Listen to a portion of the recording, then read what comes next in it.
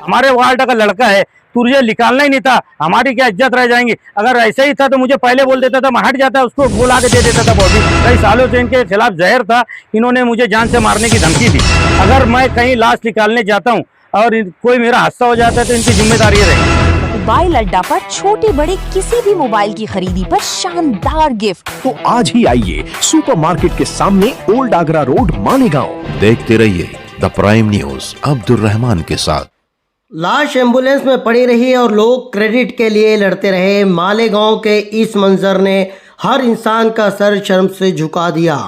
मैं हूं अब्दुल रहमान और आप देख रहे हैं द प्राइम न्यूज। आज जो सोशल मीडिया पर वीडियो वायरल हुई उसने सिर्फ एक वाकया ही नहीं दिखाया, बल्कि हम सब के ज़मीर को झंझोड़ता हुआ एक बहुत बड़ा सवाल भी खड़ा कर दिया। 4 दिनों तक मौसम नदी में लापता रहने वाले 7 साला मासूम मोहम्मद एहतेशाम की लाश सोन गांव में पानी के बीचों बीच आखिरकार मिल ही गई।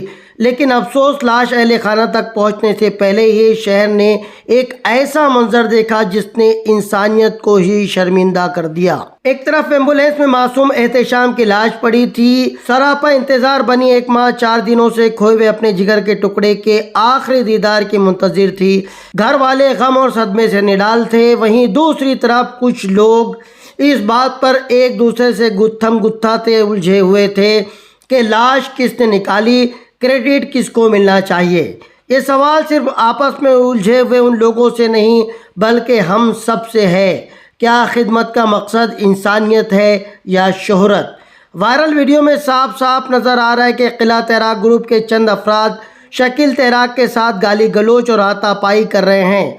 एक नौजवान गालियां बकता उछल उछल कर शकील तैराक पर चढ़ा जा रहा है। कुछ लोग उसे काबू में करते तो कुछ लोग बीच बचाव करते नजर आ रहे हैं। इस वाक़े के बाद शकील तैराक ने पवारवाड़ी पुलिस स्टेशन में इसकी शिकायत दर्ज करवाई है। शकील तैराक का कहना है कि एक मछुआरे रोहिदास अशोक पाटिल को सोनगांव के करीब नदी के बीच में एक लाश नजर आने पर उसने इसकी इतला शकील तैराक को दी थी, जिसके बाद वो कश्ती के जरिए बतलाई हुई जगह पर पहुंचे और लाश को बाहर निकाला। उनके मुताबिक उनके लाश निकाले जाने के बाद कुछ अफराद पहुंचे जिनका कहना था कि चूंकि मरने वाला बच्चा उनके इलाके का था इसलिए लाश निकालने का मौका उन्हें ही दिया जाना चाहिए था और ये हक भी उन्हीं को मिलना चाहिए था। लेकिन ज़रा सोचिए, अब क्या हादसाती मौत में मरने वाले लोगों की माविनत इलाके देखकर की जाएगी? इंसानियत भी क्या अब इजाज़त लेकर मदद करेगी? क्या लाशें भी अब इलाके देखकर निकाली जाएगी? क्या इंसानियत भी इजाज़तनामा लेकर काम करेगी?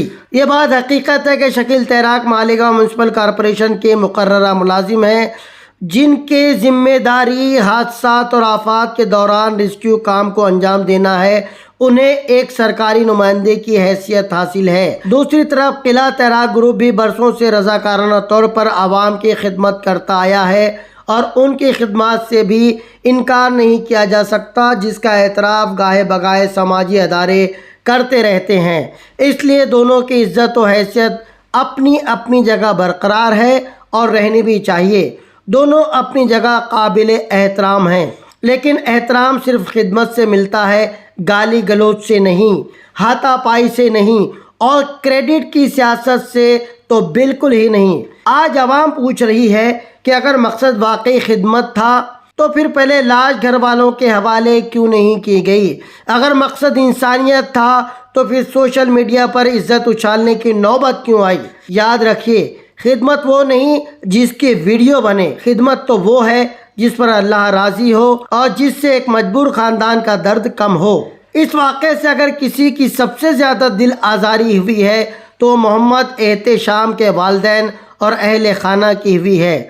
उनके ज़ख्मों पर मरहम रखने की बजाय अगर माशरा क्रेडिट की जंग लड़े तो ये सिर्फ एक ख़ानदान नहीं, पूरी इंसानियत की हार है।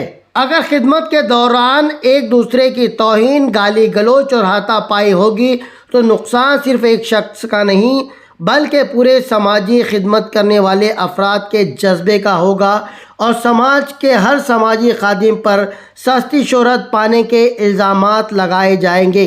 اگر کوئی بات تھی بھی تو یہ معاملہ احسن طریقے سے اس معصوم کی تدفین کے بعد آپس میں بیٹھ کر بھی سلجھایا جا سکتا تھا، اس طریقے سے گتھم گتھی اور گالی گلوچ کر کے نہیں۔ آج سوشل میڈیا پر ایک ہی سوال گونج رہا ہے، کیا کچھ لوگ واقعی خدمت خلق کے لیے میدان میں اترتے ہیں یا پھر صرف نام، شہرت اور کریڈٹ کے لیے؟